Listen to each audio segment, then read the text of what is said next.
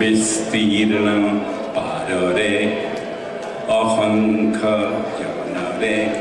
হাহাকাৰ শুনিও নিঃশব্দে নীৰৱে বুঢ়ালৈ তুমি বুঢ়ালৈ বোৱা কিয়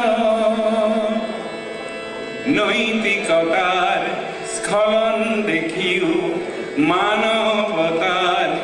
পতন দেখিও নিৰ্লজ্জ অলসভাৱে বোৱা কিয় বিস্তীৰ্ণ পাৰৰে অসংখ্য জনৰে হাহাকাৰ শুনিও নিঃশব্দে